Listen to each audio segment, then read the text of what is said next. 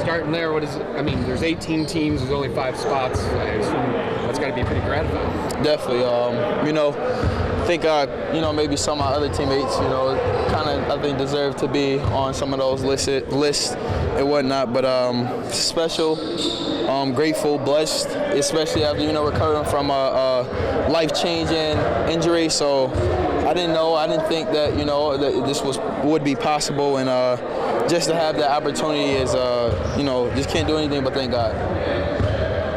Tom was talking about how there aren't as many players on this year's team that have gone through the one-and-done experience.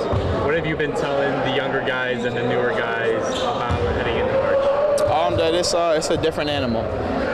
Every play, every possession, every turnover, every shot, every foul, everything matters that much deeply and that much more. Just obviously understanding how valuable it is, and a bad game, a bad half, a bad segment, and you're going home, and it's the last time you'll get to play with some of the guys. If you play 3 games in 3 days, for somebody like you, that's maybe 36, 37 minutes a game. We'll see if maybe a little less than that, but like that. When's the last time you had to have that kind of stress? Do you have any concern yourself about like that sort of demand and then going right into the NCAA tournament? I don't. I think our coaching staff and Coach Guess has done a great job of keeping me fresh, keeping me healthy, and Nick Ritchie making sure my treatment and everything, doing the best that I can to be fresh and healthy. So overall, I think I do a pretty good job of taking care of my body and making sure that I'm fresh. And I think, the coaching staff understand and can get me in and out. But it's kind of just be like a little bit of practice, just being able to play a lot. And I participate in all the practice and all the games. So I don't really think it'll be a big problem or issue. How do you feel, because it's not just you, Carson, Jaxon, and Cohen have all been playing elevated minutes, and even Jordan lately.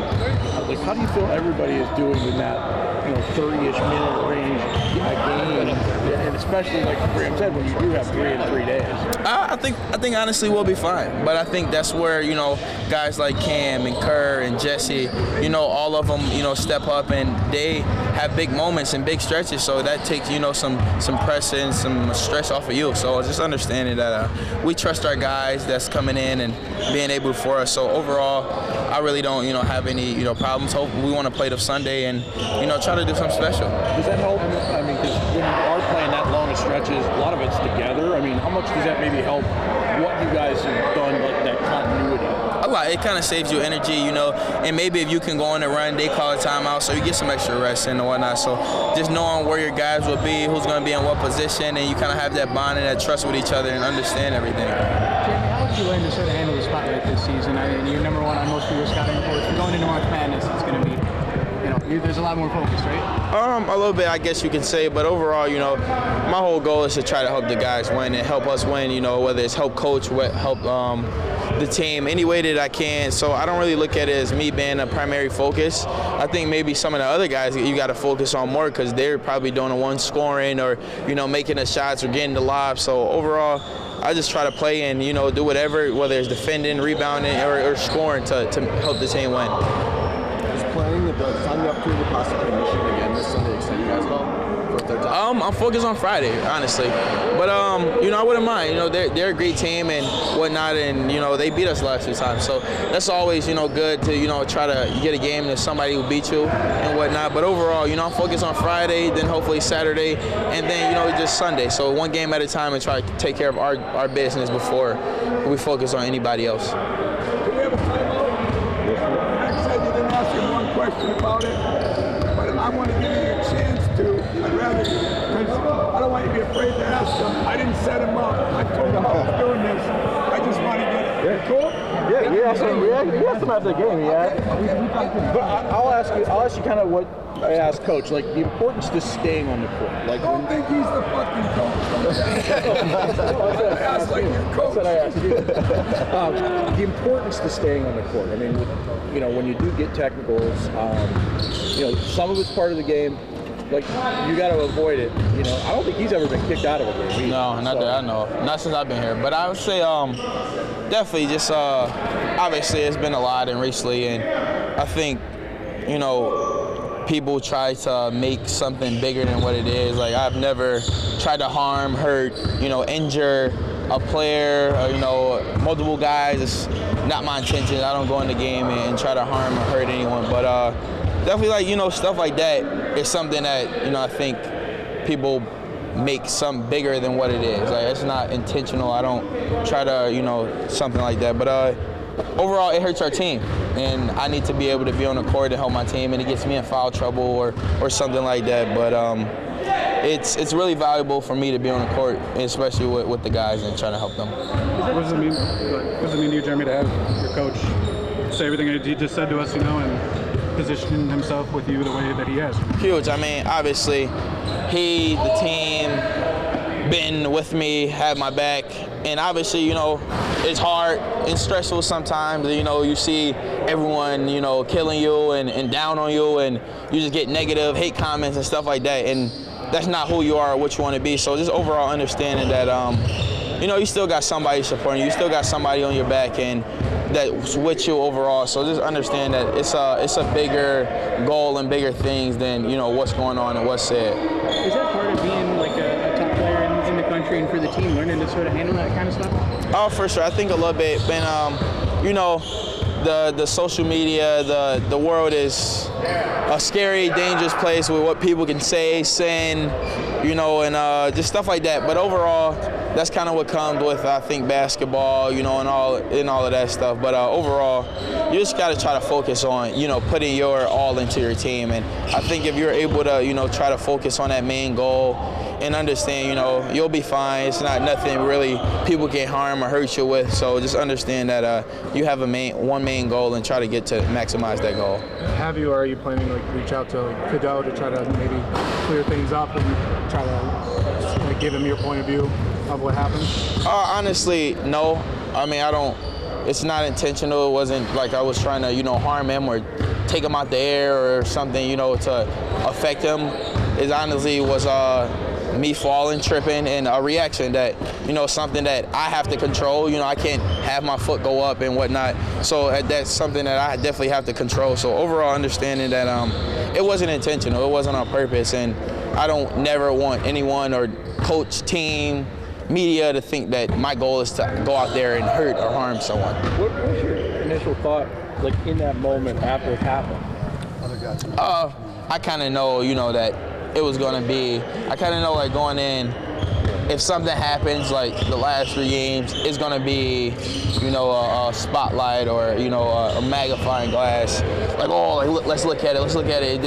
And that's not, what I am, who I am, or what I want it to be. Like, if you got to go to the review for everything that happens, it just makes it seem like, you're just this wild, crazy person, and that's never who I have been, never who I'm trying to be, and whatnot. So just understanding that, anything that kind of happens is just going to, be something. So just trying to stay focused on the game and what's in front of me.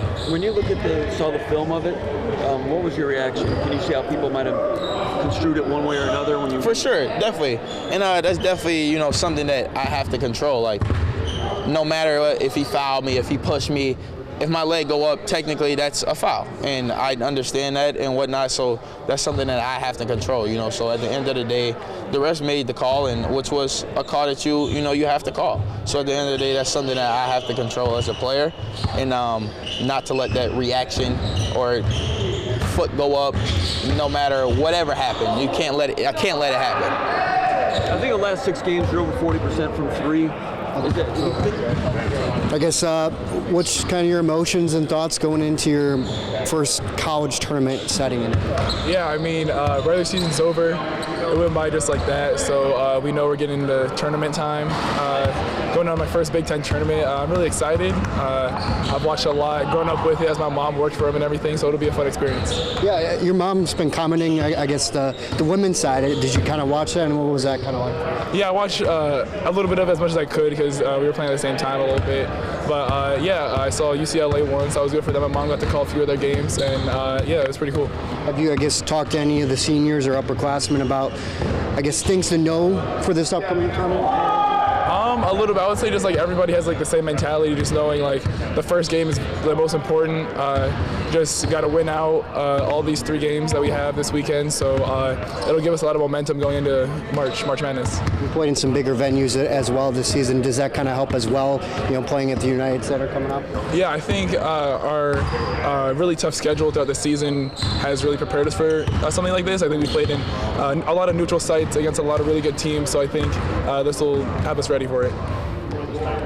Jordan, there's been some clips of your mom going around on the bench or whatnot. How cool is that to have your mom in your corner at all times behind the bench cheering you on? Yeah, I mean, she's always been like that ever since I was young. She was always the mom with the phone, always jumping down, cheering, yelling, and screaming and everything. So it's always great just to see her at as many games as she can get to, obviously, with her busy schedule. But yeah, she always asks me if she can hear me or if I can hear her when she's yelling. It's like, Mom, there's 50,000 people here. I can't hear you. But she's going to keep trying to let me know that she's out there. Sometimes I feel like I can hear you, But going into this tournament, your first Big Ten tournament, I guess, what are you looking forward to most with it being a new experience for you?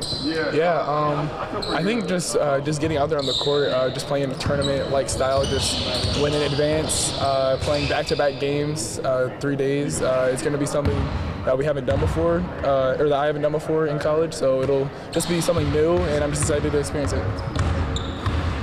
What's up, Jordan? So, pregame, the pregame routine really starts back at the hotel, just getting the mindset right and, making sure you lock in, you're going to go into, if it's an away game, you're going to go into enemy territory, make sure that, the scout report and all that stuff. But what happens is, we take a car to the arena, we let them know that we're coming 15 minutes early before everyone else shows up, and you get on the court, put your shoes on, all that stuff, and then you start with some form shots. You really want to slow down and make sure your form is, locked in, you have high arch on the ball, just kind of, get the rhythm in, kind of settle into it, because you don't want to just go straight onto the court into threes. So you do 4 spots, form shooting, just high release, slow on the shot, calm, focus on your breathing while shooting, and you just get 15, swishes. Sometimes depending on, how well you're shooting, sometimes it has to be all net, or sometimes it just has to be a make, but it has to be high arch, focus on the breathing and the timing of the shot, and then you do free throws, and then right after that, and we're, kind of warmed up, we do 3 spots in the key, and we do 25 right hand hooks. And one of them is on one of the blocks, the other one is in the middle, and the other one is on the other block, shooting on the outside.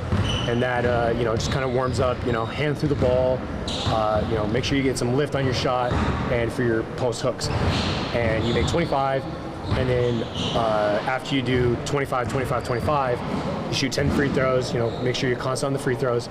And then right after that, you go to mid-range shooting. We go mid-range to three-point. And what we do is we have to make 5 in a row from the mid-range, 6 spots. So we start over on the short corner over there, make 5 in a row, and then you step back out to 15 threes. And it doesn't have to be in the row, but what Austin Thornton does sometimes is sometimes he throws a bad pass and have to catch, lock the shot in and shoot it. Yeah, exactly. We kind of adjusted to, how I'm doing in the season, what I could be doing better at, because sometimes, I have to do a better job at catching the ball, locking in, taking a second, and then shooting it. But, it's all about, just kind of the reps. And sometimes he'll throw like we call it a lock it in. And what happens is you might not catch the ball with your fingers on the seam, so you have to kind of adjust it a little bit, but you just have to make 15, and then you do that 6 spots around the key, or around the perimeter, and I don't know how many shots that is, but with this, we usually get that done in like 20 minutes. Wow. And then after that, we make sure to get free throws in, and then by the time I'm done, we have people kind of filtering in, walking in, and for me, it does a lot for me. It gives me confidence. It helps me work on my shot. But it also reminds me, to always have that work ethic. Because that work ethic helped me get to where I'm at and where I've been. There's a time of the season where I was shooting like 60% from 3, and that's helped me. And even though I haven't been shooting at that number recently, I'm still always going to have that routine, whatever happens after the season. So. How close are you and Austin as player and coach? Has he been steady with you? So close, man. We we have a special bond, man, because he's helped me through so much, especially my time recovering from my injury, and he's just a really good dude because, around here, it's so locked in on basketball and stuff, but me and him, we can talk about stuff outside of basketball, we can joke around, we kind of have the same sense of humor, we watch the same movies, and it's just fun, and I feel like that's when I actually shoot my best, is when I'm like relaxed and having fun, there's not a lot of pressure, and, he's also really good at balancing, like, hey, we can joke around and stuff, but, if you're not making your shots, you're not doing your job.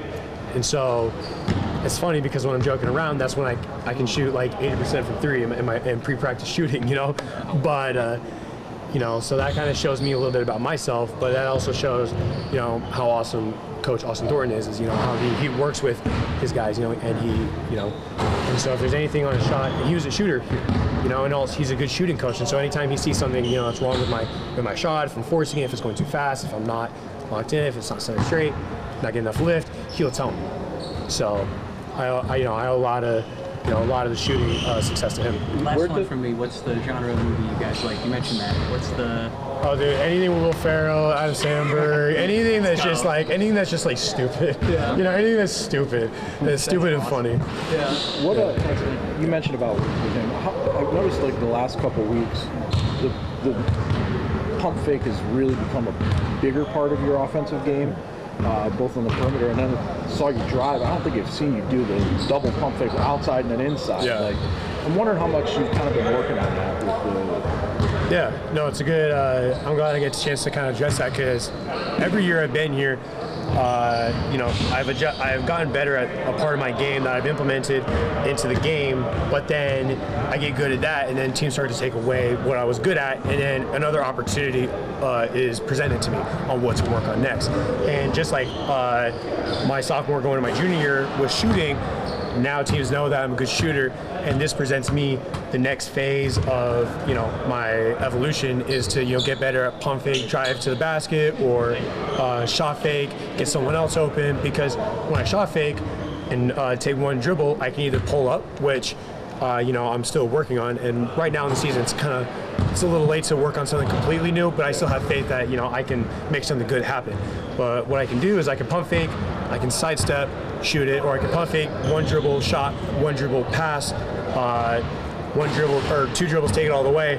And that's something that I need to get better at, is driving and creating contact, getting fouled, or finding ways to attack the rim and be successful, because that's kind of I wouldn't say that's a strong suit in my game, but that's something I want to get better at. Yeah, that drive there, I don't feel like I've seen that element where you did the one pump fake outside, which you didn't do it, but then you get downhill. Yeah. And then you get the second pump fake. It seemed like rhythm that comes with that. Exactly. Yeah, it's a rhythm thing. And honestly, I haven't been much of a driver since being here. I mean, I was a little bit of a driver in high school, but that's when I had like a slower body, and I kind of had more control and I had a slower pace. But ever since being here, I've gotten quicker, faster.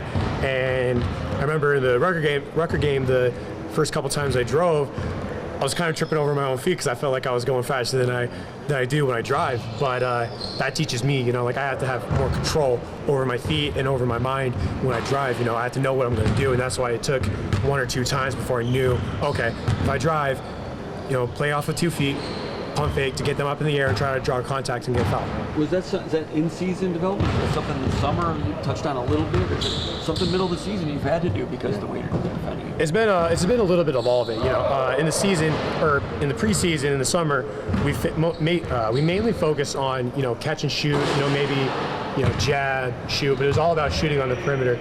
It wasn't so much of one dribble, see what you got, shoot it, pass it, or whatever. But in midseason, when teams started to change their style a little bit on how to guard me on the perimeter, not letting me go for pick and pop threes. If he shoots it, try to drive him off the three-point line. Then I had to adjust a little bit because those threes were not coming as easily for me. And so that's when, like I said before, the game presents you a new way to evolve. And that's when I learned, okay, I watched film, we had to figure out, okay, you can either pump fake if he flies by you, or you have to dribble in, take a shot. I have success with that one dribble pump fake shot, but it has to be in a rhythm. And sometimes I feel like if I take one dribble in, I get a guy to take me, and then that leaves someone else wide open. We saw that for Cohen in the last game. But this is something that I'm trying to continually work on, mid-season to the end of season. Also, are there times when the three is maybe you got